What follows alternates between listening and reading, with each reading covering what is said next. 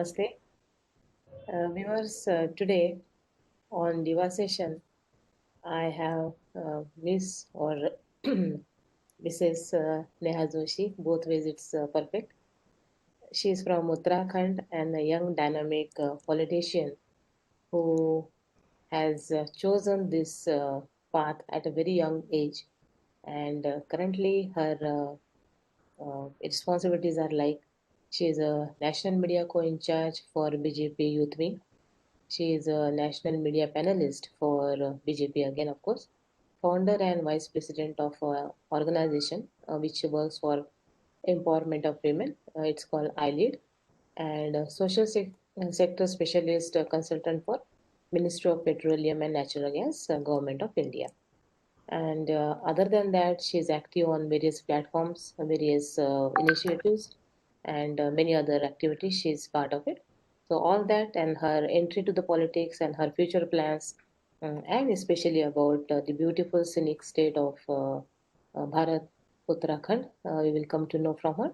All that we'll discuss with her today. So, Nehaji, formally welcome to the show. Thank you. Thank you so much, Keetki ji. It's a pleasure to be here with you today. Thank you.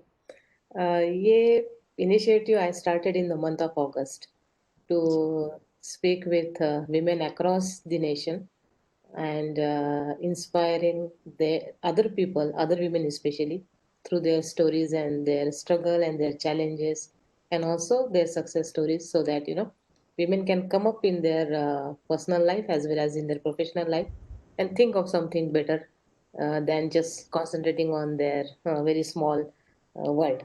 And you are one of my wonderful guests today, so I'm really happy to have you here. And it's so beautiful to see young people in politics and they are bringing a big change to the society, which was not the case some time back. So wonderful job. Thank you. Nehaji, what is the reason to choose the field that is your politics? Because not many people want to get into this field due to its dynamics. What is that inspired you? Thank you so much, Keetki ji. Thank you for having me, and to everybody who has joined us here today. A very good evening and namaskar. I'd like to share that my father's also in politics, Hmm. and it's important to share that because when growing up, I have seen the struggles of being a politician in India. Oftentimes, I still remember when I was in school and I was always a debater and I used to participate in a lot of debates. Hmm. And at one point, there was a topic of debate that was given to us. It went, is politics the last refuge for scoundrels? Now, this is a person, like I'm a person who is born into a family where my father, he was in the army. He Hmm. served for the country. Hmm. And then, he took voluntary retirement due to medical reasons. And then he eventually, once he came into public life, he joined politics, he joined the BJP. And, it's been more than 35 years now that he's been in active politics. Hmm. So, to a child who was in this family, who had seen the father working so hard, and, in fact, we never took any vacations. All Yes, my yes, friends used to go, summer vacations. They used to go somewhere to hill stations, to yes. different places. We never went on any of those vacations because my father never had time. He was so busy in his work. So I Hmm. was very, that topic really sort of pinched me. And I came home and I asked my father Hmm. that why is it that politics is considered such a dirty field. Hmm. uh, Hmm. are all politicians really bad? Like, Hmm. why is it, it really hurt me because I know you're in politics. Hmm. That my father said one thing to me, that uh, you know uh, in politics Hmm. it's very important, what intention do you enter politics in for. Hmm. So he was a person who was active in the society. He had served in the army, served the nation that way. And he Hmm. was looking for a way in how could he serve the society. Hmm. And when there was there was a opportunity where he started as a small booth karyakarta. So Okay. when he started that way, and धीरे धीरे करके वहां से उन्होंने struggle किया. 25-30 years later he got a ticket from the party, got elected.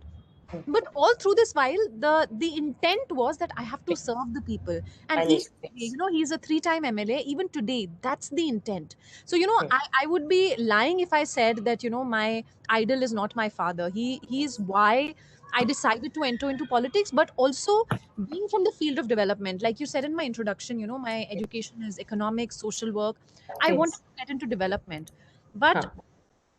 few years into the development sector, Huh. you realize that if you want to impact widespread change, you have to think bigger. And Mm. what better way to impact widespread change than affect policy? And the best way to affect policy is being in parliament, being a policy maker. Mm. Mm. We have one NGO for every 400 Indians in this country. Can you Huh. imagine that? One NGO for 400 Indians. So many NGOs, and yet some of our basic problems still remain unsolved because Mhm. we were lacking either in the policy making or in the Mm. implementation of those policies. So I thought, let's take it upon myself that I will impact in those two areas. I will be part of the policy making process. I will try and get there, and until I Okay. get there, I'll try and give the feedback to the policy makers, make sure that people's voices are heard. So that's Yes. the reason why, in brief, why I wanted to get into politics. Okay. That's very important message, and thanks for answering my questions beforehand. Now, next question is uh, I also heard that your father wanted you to join army like him, but you chose to be in politics rather and serve the nation, as you say, being a policymaker or a change maker.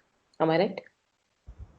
Actually, no, he wanted me to get into the civil services. He thought that, I Okay. was good in studies, I would always do well.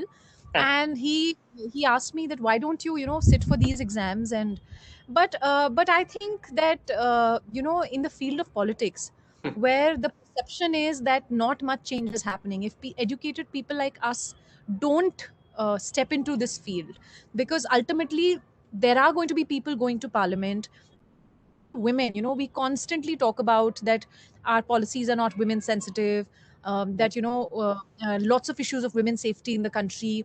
Even today, only 14.3% of women of our parliament is women. So all of these issues are not going to change unless educated women decide to take upon leadership positions, to get into politics and really sort of you know get to the level where they can affect policy, they can impact change.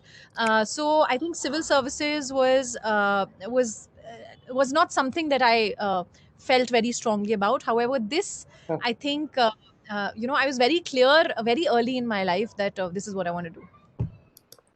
That's amazing. Very few children know that unless they are driven by some other forces to be in politics. But that's a wonderful thing. Um, Second thing is you also had a national media committee for youth wing. So Right. what's your actual role there, Nehaji? Like you would know, Bharatiya Janata Yuva wing of the Bharatiya Janata Party. The Yes.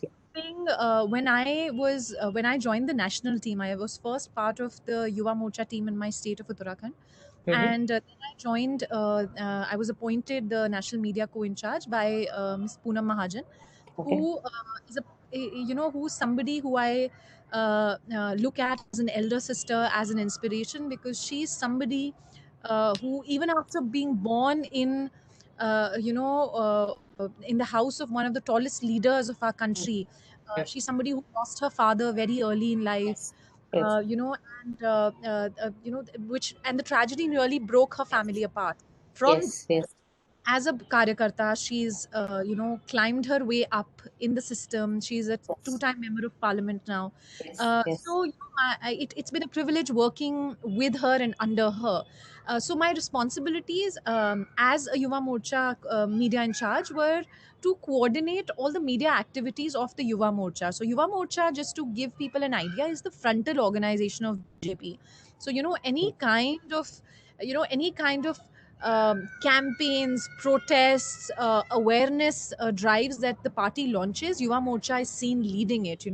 I would, the legendary Tiranga Yatra that was done during Anurag Ji's time when he was the Yuva Morcha president.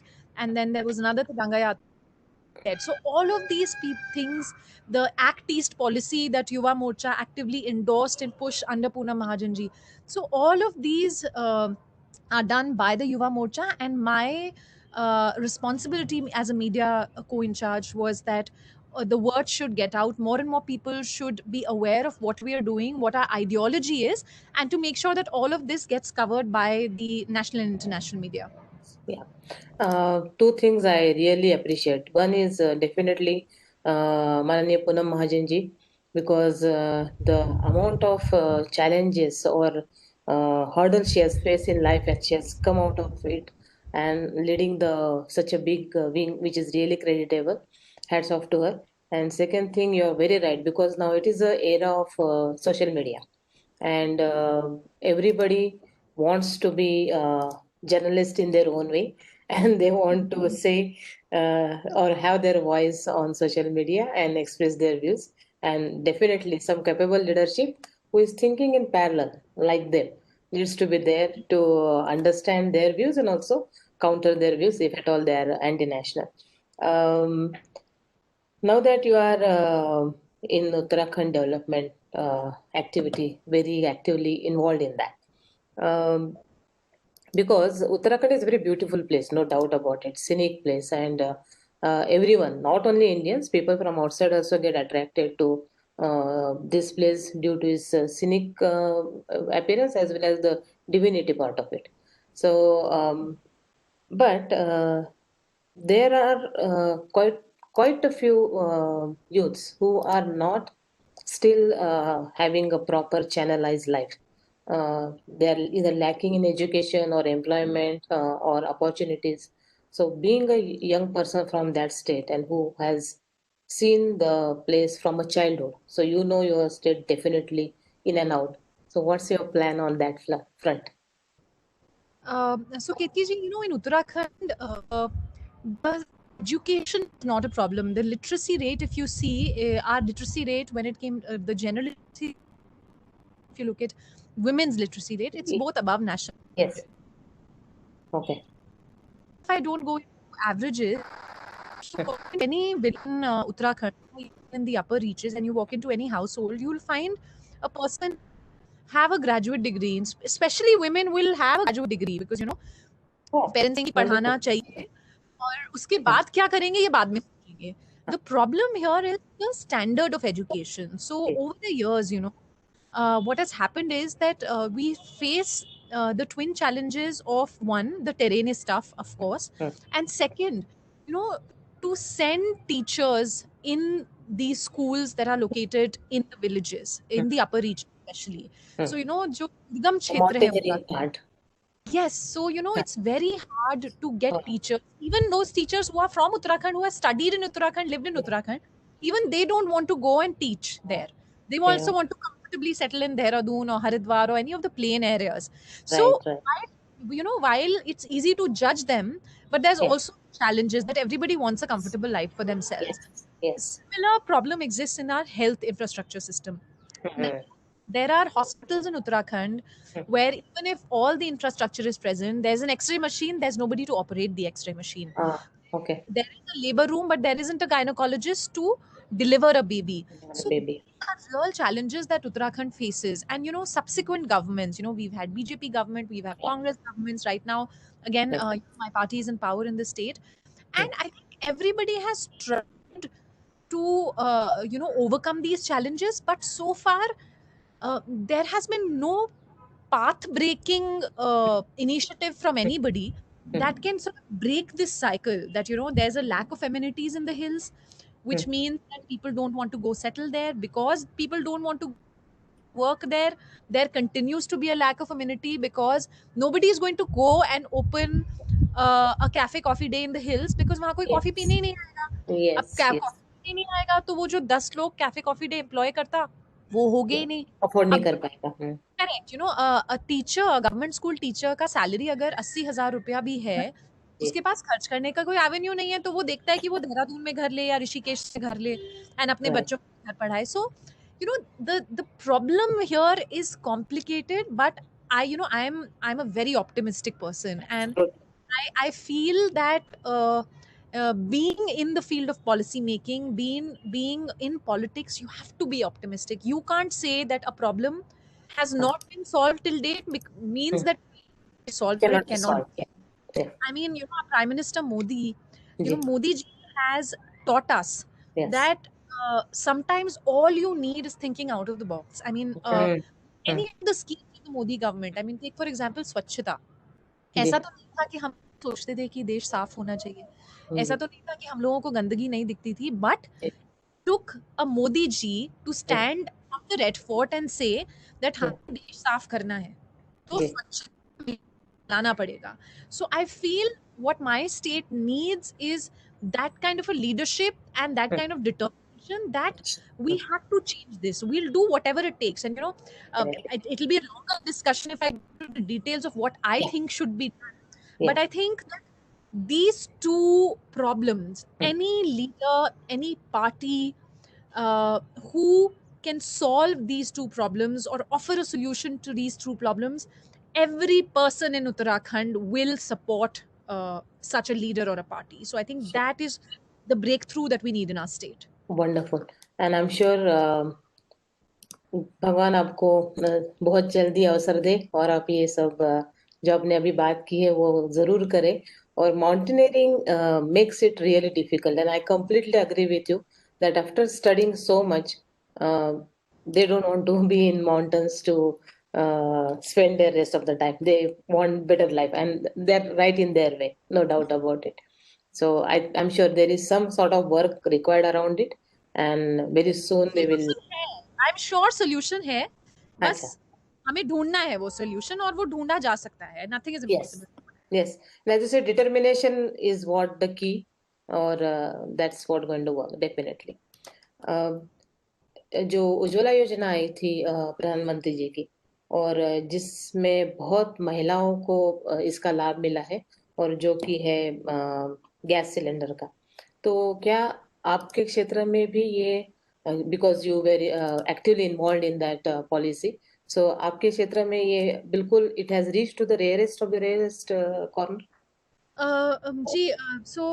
Ujjwala Yojana is something that is very close to my heart because for the past 3.5 years, I have been a consultant with the Petroleum Ministry, जी. and as a social sector specialist for industry and for particularly for Ujjwala Yojana, I actually जी. got to work very closely with the beneficiaries. So, a simple gas cylinder, जी. the way in which a simple gas cylinder can transform the life of a woman, that is something Ujjwala made us realize. Since independence, nobody had thought about Yes. energy security, Yes. about the problems that are emanating from women using biofuels, True. the smoke that they're inhaling. It's said that in 1 hour, if a woman is cooking on a Chula. firewood chulha, she's जी. smoking as much as 400 cigarettes. That's the equivalent of smoke that she's inhaling in that 1 hour. If there Mm. are children in that house, if there are older people in the house, the effect is even worse on them. True. A woman who's pregnant and who's cooking on an open chulha, her unborn child will also develop some genetic deficiency. So these are all, this is all research that is available, but we lack the political will to say that बस बहुत हो गया, हम अपनी महिलाओं को, माताओं को अब मरते हुए नहीं देख सकते। उनकी गाँव में आप जाएँगे तो उनकी आँखों से 40-45 साल के बाद लगातार पानी आता रहता है, कमर झुकी होती है, Mm. खाँस Mm. रही होती, अक्सर Mm. बुखार-खाँसी होती है। सो Mm. Is now when I sit and look back, I feel कि क्यों ऐसा है कि प्राइम मिनिस्टर मोदी से पहले किसी ने सोचा ही नहीं कि इस चीज़ को टैकल करने की ज़रूरत है? क्यों ऐसा जी. है कि एमपीज़, एमएल ले जाके गैस का कनेक्शन मिलता था? True. That is the India we've also seen, and today is an India where distributors went to villages and said please connection ले लो, सरकार कह रही है connection ले लो. So this is a scheme that has truly transformed in this country. Mm. एक time poverty का concept है है, जिसे कहते हैं कि हम हमेशा कहते हैं ना कि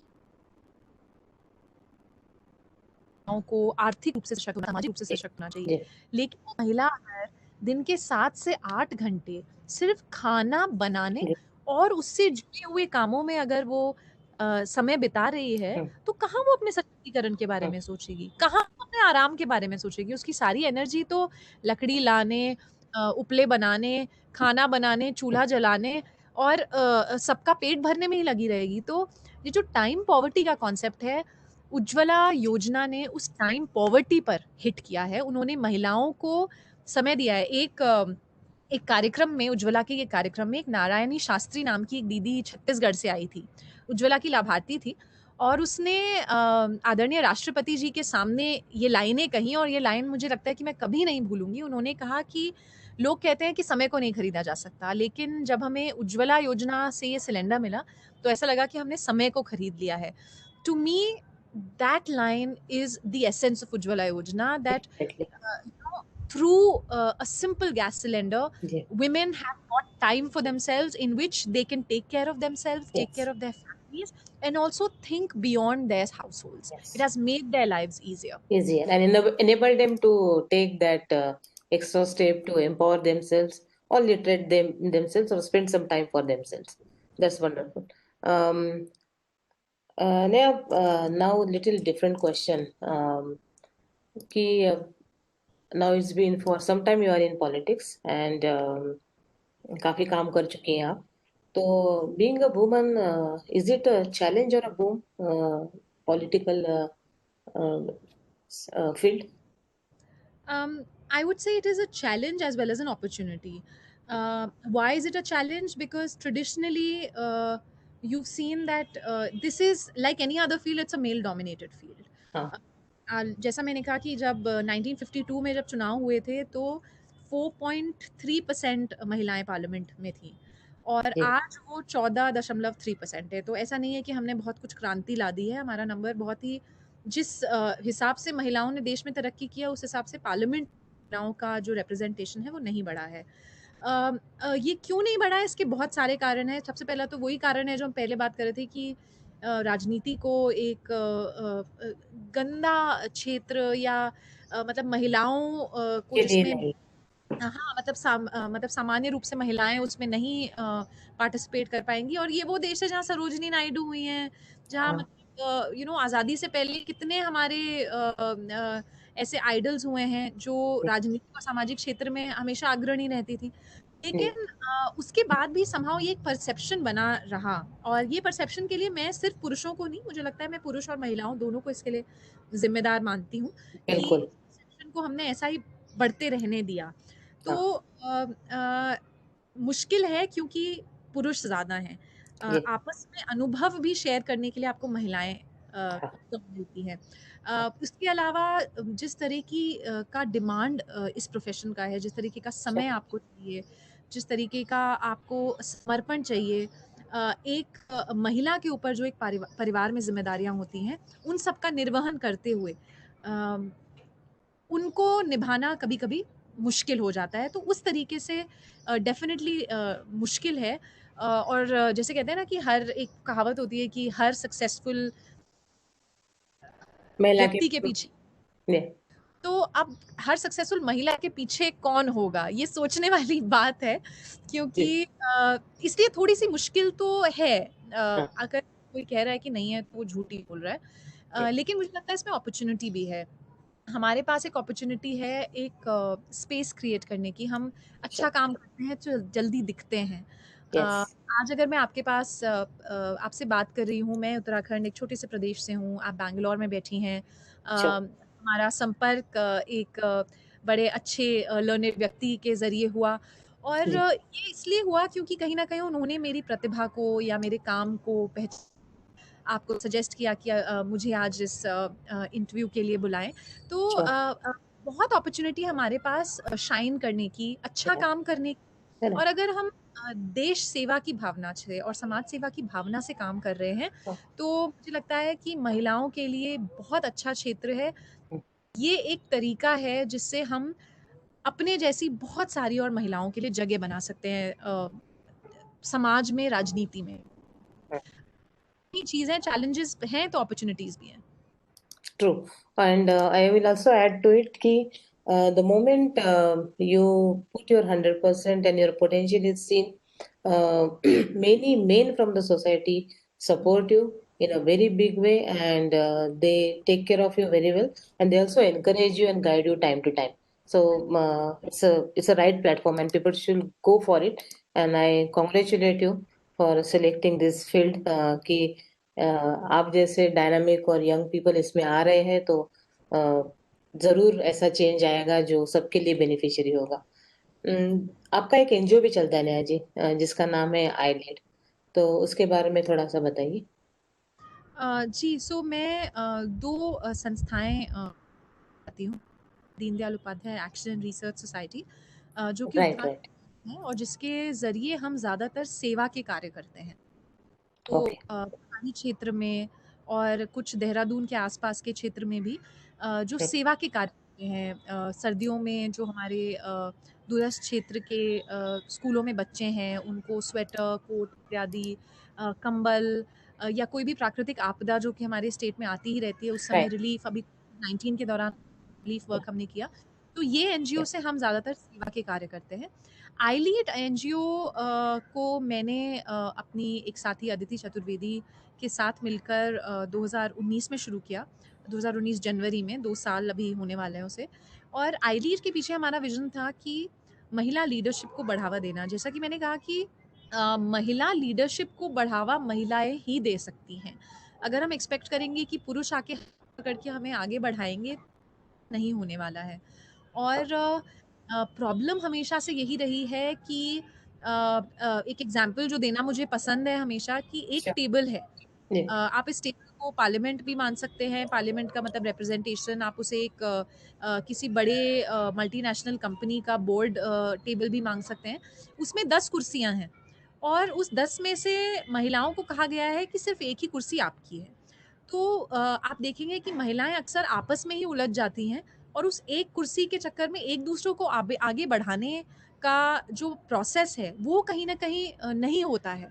और इसकी वजह से मुझे लगता है कि हम महिलाएँ अपने आप को हानि करती हैं। तो मेरा और अदिति का हमारा जो सोच था कि क्यों ना ऐसा किया जाए कि उसमें महिलाओं की जगह बढ़ाई जाए। क्यों 10 में से केवल 1 ही महिला होनी है? महिलाओं की सीट भी तो बढ़ाई जा सकती है। तो श्योर। हमारी कोशिश ये है कि आप किसी भी सेक्टर में काम कर रहे हो, आप कॉर्पोरेट सेक्टर में हो, आप एनजीओ सेक्टर में हो, आप डॉक्टर हो, लॉयर हो, आप पॉलिटिक्स में हो, सामाजिक क्षेत्र में काम करनी हो, महिलाओं की भागीदारी और खासकर लीडरशिप लेवल पर आप देखेंगे कि किसी भी सेक्टर में लोअर लेवल पर महिलाओं की पार्टिसिपेशन अगर होती भी है, तो जैसे ही आप हायर अप द लैडर जाते हैं, सीओ सी लेवल पोजीशंस पे जाते हैं, वहाँ पर आपको महिलाओं की कमी महसूस होनी दिखती रहती है। तो हमारी कोशिश ये है कि इस आई लीड इनिशिएटिव के ज़रिए प्रेरित करें महिलाओं को कि आपको लीडरशिप पोजीशंस में आना है अपने अपने सेक्टर में।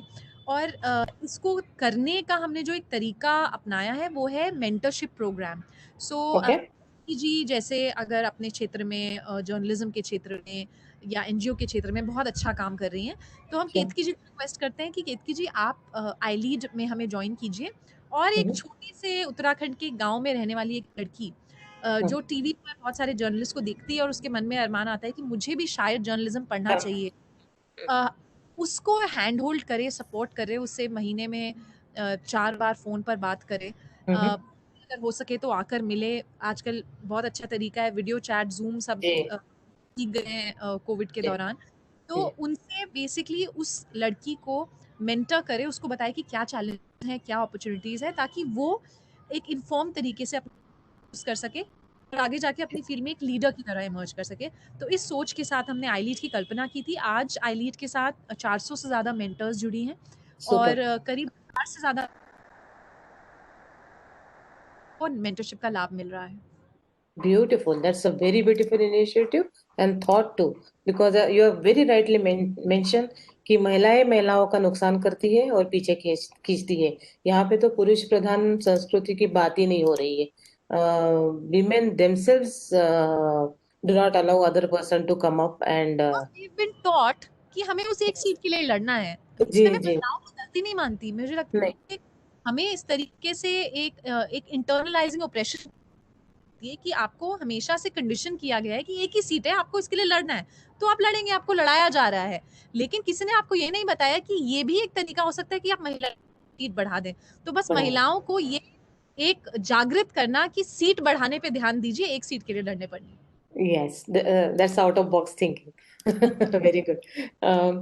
You are also part of this group called CAS, KS, जो कि एक यंग बडिंग पॉलिटिशियंस का एक ग्रुप है, and lot of things happening on that platform. So how is your experience there? So cause actually जो Germany की Angela Merkel, क्योंकि उनका नाम सबको पता है, तो Sure. एंजेला मर्कल की जो पॉलिटिकल पार्टी है सीडीयू, Hmm. जर्मनी में हर पॉलिटिकल पार्टी का एक फाउंडेशन होता है, और वो जो फाउंडेशन है वो विभिन्न तरीके के प्रोग्राम्स चलाता है, एजुकेशनल, सोशल। तो ये कास्ट जो है वो सीडीयू का फाउंडेशन है, और Hmm. वो बहुत तरीके के एजुकेशन प्रोग्राम चलाता है, स्पेशली पॉलिटिशियंस और यंग पॉलिटिशियंस के लिए। सो Uh-huh. उनका एक यंग पॉलिटिशियन प्रोग्राम है जिसमें भारतीय जनता पार्टी की तरफ से 2019-20 का जो बैच था उसमें मुझे मौका मिला जाने का, तो जिसके लिए मैं बहुत धन्यवाद दूंगी अगेन पूनम महाजन जी का और हमारे उस समय अध्यक्ष अमित शाह जी का। Hmm. और इस कार्यक्रम के ज़रिए आपको एक कंपैरेटिव स्टडी करने का मौका मिलता है, क्योंकि हमारा जो ग्रुप है वो साउथ एशिया और एशिया का ग्रुप है, तो उसमें हमें मौका मिलता है कि एशिया में जो अलग-अलग डेमोक्रेसीज़ हैं, वो कैसे फंक्शन कर रही हैं, और as a young politician, as a young person who wants to affect some change, आप क्या कर सकते हैं। तो एक तरीके से थोड़ा-सा और आपको अपने होराइज़न्स वाइडन करने का ये मौका देती है वो फेलोशिप। और साथ में कभी-कभी क्या होता है कि हम स्पेशली पॉलिटिक्स ऐसी फील्ड है कि हम अपने रोज़मर्रा के जो हमारे काम होते हैं उसमें इतना ज़्यादा खप जाते हैं दैट हमारी लर्निंग जो है वो स्टॉप हो जाती है। तो True. कासिम के ज़रिए एक मौका मिला कि अ, पॉलिटिक्स को भी एक एकेडमिक तरीके से अप्रोच करने का, और जो best practices around the world हैं उनको स्टडी करने का। Right. So I assume that youngsters from all across the parties are involved in this program. Yeah, We have representatives from the Congress, Aam Aadmi Party, different parties. yeah, and that's a good forum also, because otherwise what we see is they're always not working in sync. It's especially when we watch debates, it's not a healthy debate. It's always one-sided because the other side doesn't know about one side at all, and vice versa. And but this is good that you know each other, and then you also know each other as a person, and not only as a political leader or political karyakarta. So that makes a lot of difference when you have the personal interaction with a human being. So you know their other side as well. That's a good thing. Um, मैं और एक थोड़ा sensitive question मैं आपसे पूछना चाहूंगी। अम, आप बहुत एक्टिव हो and you are on the panels also for debates and discussions on various channels. ये जो दो चीजें अभी बहुत प्रोमिनेंटली हमारे देश में उभर कर आ रही है। एक तो हो रहा है कि आपका ये जो सुडो पॉलिटिशियन सेक्युलरिस्ट है, जो एक ही बात अपना एजेंडा चलाते हैं, and then no one is valid in front of them, and they are completely misguiding and misleading to the masses, is something very dangerous to the nation. And I have come across some people who do not know the other side, who do not even have any idea about the I will not say right or left also, I will say the other side completely. This is misleading the entire community. Hmm. What can you do as a young leader in this field? um, see secularism जो शब्द, उसको जब से वो हमारे constitution में add हुआ है, हम सबको पता है कि शुरू में ये शब्द नहीं था, बाद में डाला गया। Yes. और डाला भी गया तो उसके पीछे जो इंटेंट था अ, वो इक्वालिटी का नहीं था। सेक्युलरिज्म का मतलब as a Hindu, as a proud Hindu, मुझे लगता है सेक्युलरिज्म का मतलब होना चाहिए कि अ, सब रिलीजन्स इक्वली रिस्पेक्ट किए जाएं, सबके Correct. कस्टम्स एक जैसे माने जाएं, और Correct. किसी को प्रेफरेंशियल ट्रीटमेंट ना मिले। Right. लेकिन आपको पता है कि 2014 तक इस देश में सेक्युलरिज्म का मतलब माइनॉरिटी अपीजमेंट होता था, Yeah. कि मेजॉरिटी कम्युनिटी जो है वो वो अपने कस्टम्स, ट्रेडिशंस, त्योहारों को लेकर थोड़ा-सा मतलब ह्यूमिलिटी दिखाए, और हम्म, जो दूसरे कम्युनिटीज़ हैं वो अपने त्योहारों पर खुलकर बाहर आएँ।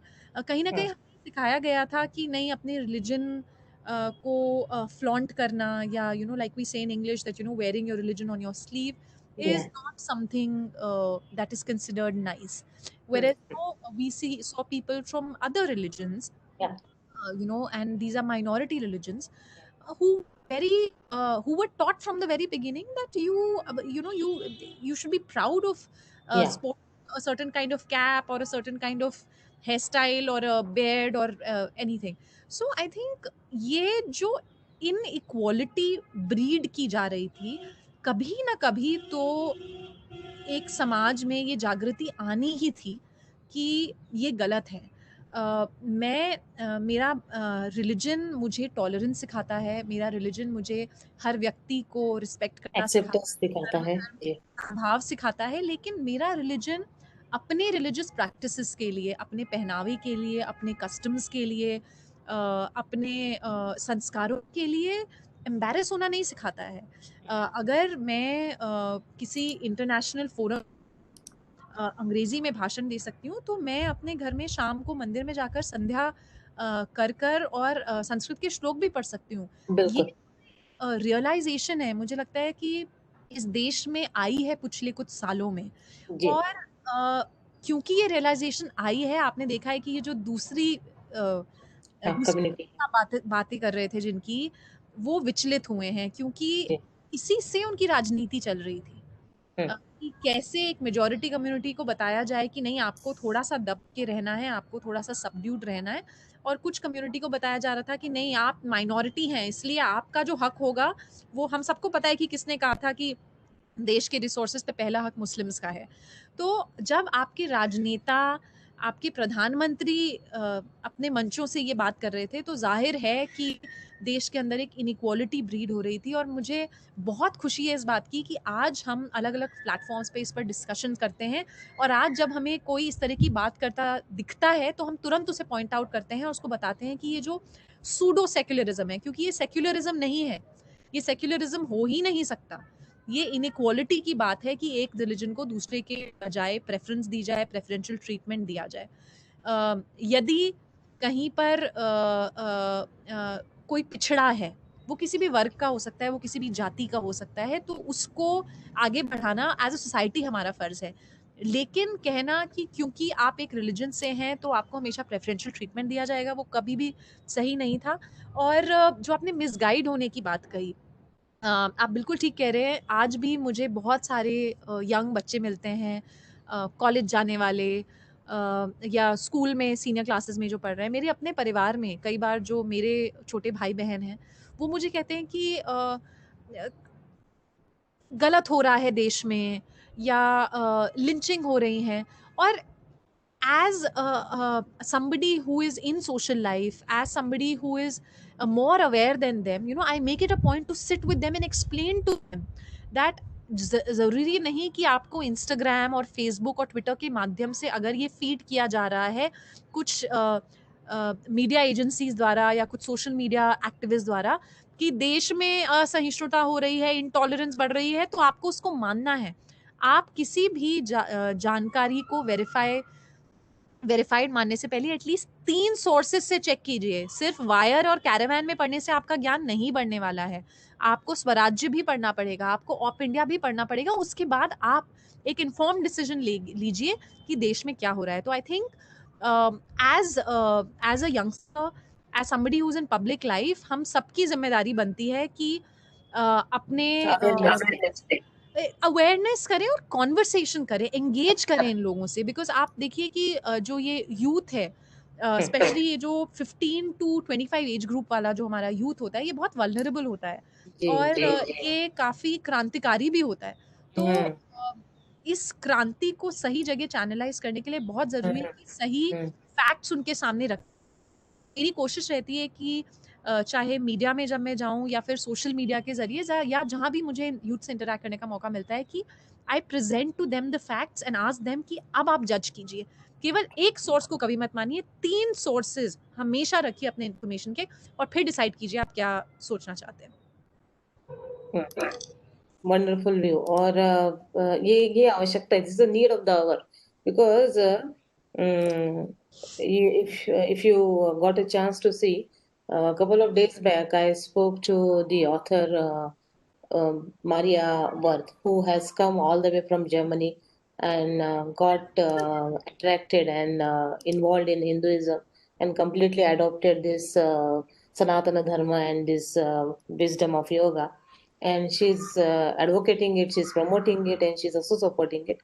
The point she raised was beautiful and very, very valid. She said Hindus should stand up and talk. They should have a courage to defend the Yes. negative or a wrong perspective. They should not take refuge in somebody else and then fight the battle. They have to come forward and speak about it. So Absolutely. that's a very beautiful message, and I think now after 2014, people are gathering that courage and coming forward and saying it. And of course, that's a, as they say that अच्छा बदलाव आएगा, वो आ रहा है. um, आपने एक और programme launch किया है नया, Uttarakhand young thinkers forum. How is the response? I if I'm not wrong, you invite thinkers, various industrialists and various capable personalities to guide people. How is the response? जी, Uttarakhand young thinkers forum को के बारे में मैं बहुत सालों से सोच रही थी, लेकिन व्यस्तता के कारण मौका नहीं मिल रहा था इसको धरातल पर लाने का। पर ये लॉकडाउन के समय एक अपॉर्चुनिटी हमें मिली कि Hmm. हम लोग, कुछ लोग जो उत्तराखंड के हैं, लाइक माइंडेड हैं,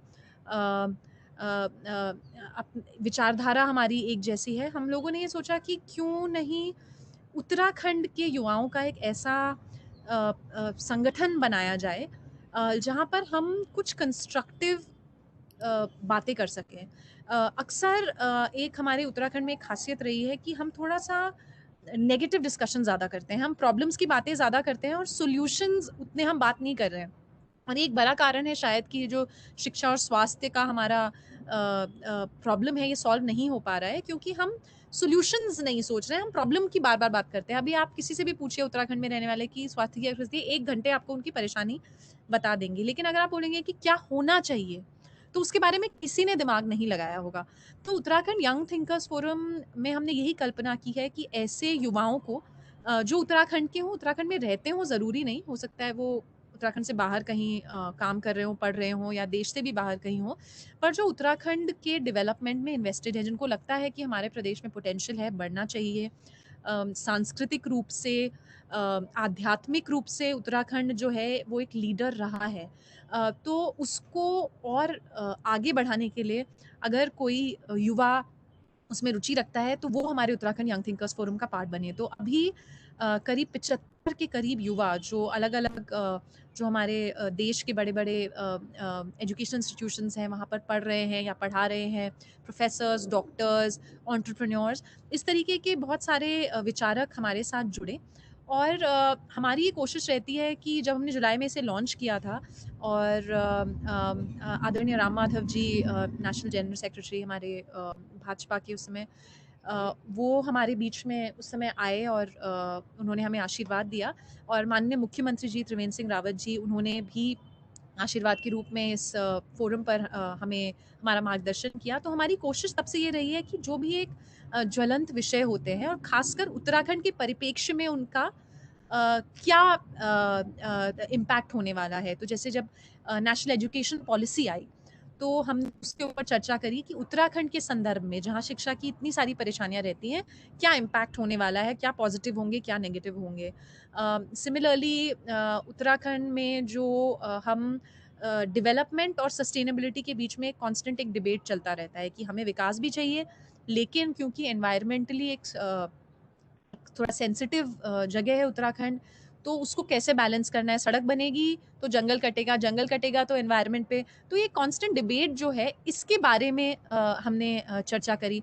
अभी कुछ ही दिनों में हम ग्राम प्रधानों के साथ, जो बहुत सारे युवा ग्राम प्रधान उत्तराखंड में चुन के आए हैं पिछले जो पंचायती राज इलेक्शंस हुए, उनके साथ हम एक सीरीज लॉन्च कर रहे हैं जिसमें हम ग्राम प्रधानों के साथ बातचीत करेंगे कि उनके गांव में क्या चैलेंजेस हैं, क्या अपॉर्चुनिटीज हैं। सिमिलरली हम उत्तराखंड एक उत्तरकाशी करके एक ज़िला है जहाँ गंगोत्री और यमुनोत्री धाम भी हैं। उत्तरकाशी ज़िले में हम हर एक ग्राम पंचायत में एक युवा पार्लियामेंट प्रोग्राम शुरू कर रहे हैं, ताकि हम गांव-गांव तक जाकर जो एक अच्छा भाषण देने की जो एक कला है, मुद्दों को समझने की कला है, आत्मसात करने की जो एक कला है, वो सारी चीज़ों का कॉलेज लेवल से ही बच्चों में उसको उसके लिए तैयार कर सकें। तो इस तरीके के विभिन्न इनिशिएटिव्स हम इस यंग थिंकर्स फोरम के ज़रिए कर रहे हैं, और कोशिश यही है कि कंस्ट्रक्टिव डायलॉग करना, और कोशिश करना कि इन डायलॉग में से कुछ सॉल्यूशन भी निकल के आए, जिसके ज़रिए हमारा उत्तराखंड जो है और समृद्ध और संपन्न हो सके। ये ये बहुत बहुत ही ब्रिलियंट ब्रिलियंट आइडिया है। छोटे जगहों में जाके पार्लियामेंट करना और सबको इन्वॉल्व करना, I think that is what is required. And if you ask me personally what pandemic has taught you, it has taught you to go back to our roots. And जो हमारा पहले का model था कि अपने गांव self sufficient थे, जिसमें सब कुछ अपनी जगह में ही होता था, and then migration was not required. वो वाला model was really effective. I'm talking about pre-independent, not independent, pre-slavery era. और जो हम कहीं ना कहीं भूल गए. अब इसमें एक बहुत ही important and very I would say last or important but necessary question. Uttarakhand में बहुत ज्यादा माइग्रेशन हुआ है. मैं पलायन नहीं बोलूंगी, माइग्रेशन बोलूंगी. Officially 2000 villages are declared ghost villages, जिसमें कोई नहीं रहता है, कंप्लीटली डेजर्ट है. Unofficially we don't know. तो इसके लिए लोकल गवर्नमेंट क्या कर रही है, और आप उसमें कैसे इन्वॉल्व हो एज यंगस्टर्स? केतकी जी, जैसा कि मैंने शुरुआत में कहा कि जो पलायन की समस्या है ना, हम हमेशा कहते हैं कि माइग्रेशन बढ़ रहा है, बहुत सारे लोग बाहर जा रहे हैं, और पलायन को या माइग्रेशन को एक समस्या बताते हैं। एक्चुअली समस्या पलायन या माइग्रेशन नहीं है। समस्या है शिक्षा, समस्या है स्वास्थ्य, समस्या है कि जो सुविधाएं एक व्यक्ति चाहता है अपने आने वाली पीढ़ी के लिए, वो सुविधाएं क्या गांव में उपलब्ध हैं।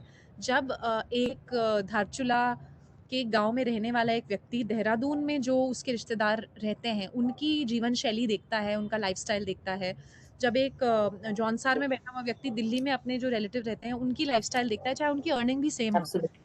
तो उसके दिल में भी इच्छा आती है कि मुझे कुछ और करना चाहिए। तो मुझे लगता है माइग्रेशन प्रॉब्लम नहीं, माइग्रेशन का जो कॉज है वो प्रॉब्लम है, और वो कॉज वही है जिनकी हम बातें कर रहे थे कि एक तो शिक्षा सुविधाएं। जी. आज जो भी व्यक्ति थोड़ा सा भी अच्छा कमा लेता है वो चाहता है अपने बच्चे को अंग्रेजी मीडियम के स्कूल में पढ़ाए, इंग्लिश स्कूल में पढ़ाए, और बिल्कुल ठीक है, इंग्लिश हिंदी हमारी मातृभाषा है और हमें बहुत गर्व है उस पर, लेकिन इंग्लिश बहुत सारी अपॉर्चुनिटीज़ खोलती है आपके लिए। तो अगर एक कोई गांव का व्यक्ति अपने बच्चे के लिए अंग्रेजी शिक्षा ढूंढता है तो उसमें कोई गलत नहीं है। इनफैक्ट वो दिखाता है हमारे इंडिया की या. एस्पिरेशन, उसको हमें रिस्पेक्ट करना चाहिए। तो उस शिक्षा के लिए अक्सर लोग एब्सोल्युटली. वहाँ से पलायन करते हैं। फिर स्वास्थ्य सुविधाएं, आप देखिए, जो एक भौगोलिक स्थिति है उत्तराखंड की है, उसमें आप गांव तक तो रोड शायद ले लें, और बहुत हद तक आज गांव तक रोड पहुंच भी गई है, लेकिन हर घर तक रोड पहुंचना आज भी संभव नहीं है। जिस तरीके से आपने देखा होगा रोड से ऊपर या नीचे जाके घर होते हैं, तो आप सोचिए कि अगर यस. 4 यस. किलोमीटर रोड से ऊपर घर है और वहां उस घर में कोई बीमार हो जाए तो उसे डोली में उठा के नीचे लाना पड़ता है आज भी। तो ये जो चीजें हैं, इनको देख कर अगर हम की समस्या को समझने की कोशिश करें और लोगों की एस्पिरेशन से जोड़कर इसको सोचें, तभी हम इसका कुछ सोल्यूशन निकाल सकते हैं, और यंग थिंकर्स फोरम में हम यही करने की कोशिश कर रहे हैं। फॉर इंस्टेंस, एक सोल्यूशन अगेन, ये अभी सारे डिस्कशंस में है, कोई कॉन्क्रीट सोल्यूशन हमारे पास नहीं है कि हम कोई क्रांति ले आए। जैसे एक मॉडल होता है कि हम कुछ पैरामेडिकल स्टाफ हर गांव में नियुक्त किया जाए, जो कि रोड हेड पर ही हो, या. या फिर कोई ऐसी योजना हो कि हर ग्राम पंचायत में एक एम्बुलेंस हमेशा स्टेशन्ड रहे। Yes, yes, ऑब्वियसली सारे रिकमेंडेशंस के बहुत सारे फाइनेंशियल इम्प्लीकेशन भी है और जी, हमें नहीं पता कि क्या सरकार की स्थिति है कि उसको फाइनेंस कर सके। हम्म, बट हमें आउट ऑफ द बॉक्स सोचना पड़ेगा इस पलायन से निपटने के लिए। हम्म, हम बहुत सारी इंडस्ट्री पहाड़ में नहीं ला सकते, right, क्योंकि it's an eco sensitive zone, right, ecology पर इफेक्ट हो सकता है और कॉस्ट इतनी आ जाएगी ट्रांसपोर्टेशन की कि वो वायबल भी शायद नहीं रहेगी। sure, sure, तो तो एग्रीकल्चर के क्षेत्र में क्या कोई क्रांति यहाँ पे लाई जा सकती है? हम्म, ऑर्गेनिक उत्पादन आज जब प्रधानमंत्री जी ने उस पर बहुत जोर दिया है और अभी जो ये कृषि सुधार कानून आए हैं उसके ज़रिए कॉन्ट्रैक्ट फार्मिंग एक बहुत बड़ी अपॉर्च्युनिटी बन के निकली है, हम्म, खासकर उत्तराखंड। तो जैसे ही कृषि सुधार कानून आए, हम्म, हमने इसके ऊपर भी एक चर्चा करी, हमने जो उत्तराखंड के कृषि मंत्री हैं उनको बुलाया और उनसे समझा यंग थिंकर्स फोरम के प्लेटफॉर्म पर कि उत्तराखंड के लिए इन कानूनों से क्या फ़र्क पड़ने वाला है। तो उन्होंने बताया कि किस तरीके से कॉन्ट्रैक्ट फार्मिंग उत्तराखंड में छोटे स्तर पर शुरू हो गई थी, लेकिन इन कानूनों को आने से आज कोई सुदूर गाँव में बैठा हुआ छोटा किसान भी अपने खेतों को कॉन्ट्रैक्ट कर सकता है किसी अच्छी कंपनी के साथ, सब्जियाँ उगा सकता है, एक्सोटिक वेजिटेबल्स उगा सकता है, ऑर्गेनिक फार्मिंग कर सकता है और वहाँ बैठे हुए अपनी जीविका बढ़ा सकता है। तो uh, we'll have to think out of the box Kirti ji. Point ये है कि जो सीधा-सीधा कि सरकारी नौकरी दे दो या कहते हैं हर परिवार में एक व्यक्ति को सरकारी नौकरी मिलनी चाहिए उत्तराखंड में या सिर्फ सब्सिडी देने से नहीं होगा। आई थिंक कुछ आउट ऑफ द बॉक्स चीज़ें सोचनी होंगी ताकि हम लोगों की जो नीड्स हैं और जो एस्पिरेशंस हैं, ये 2 चीज़ें हैं और प्रधानमंत्री जी इसके लिए हमेशा बात करते हैं कि नीड अलग है और एस्पिरेशन अलग है। तो हमें दोनों चीज़ों का ध्यान देना होगा, तभी जो ये समस्याएँ हैं और जो पलायन का एक दंश हम झेल रहे हैं, उससे हम पार पा पाएँगे। true. True. Uh, Uh, the thing the thing is, is, we many people who are people who are sitting very, very very far off far off from from this this beautiful beautiful state, city. we think, what's wrong with these people? It's such a beautiful place. What a scenic place. What a mountaineering area. And given a chance, I will go and stay here. But then, when we hear such view, we understand that life is not easy, and especially when you are used to such a comfortable lifestyle, is even more challenging. So one day beauty is different, but living a life in such place is definitely challenging. And that's a very good point you mentioned here.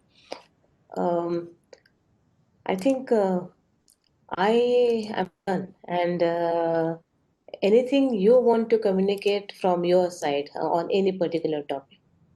अम, क्योंकि आपका ये platform women के लिए है specially है ना। Yes. आप मैंने देखा बहुत सारे वुमेन अचीवर्स आपके प्लेटफॉर्म पर आते हैं, तो पहले तो I would like to thank you for creating such a platform because we need to continue with such effort so that जो भी एग्जाम्पल्स हमें देश के किसी भी कोने में मिले जहाँ कोई भी महिला कोई अच्छा काम कर रही हो, तो हम उसके एग्जाम्पल को शेयर कर सकें। हो सकता है कहीं दूर बैठी हुई कोई लड़की उससे इंस्पायर हो जाए उसकी कहानी से।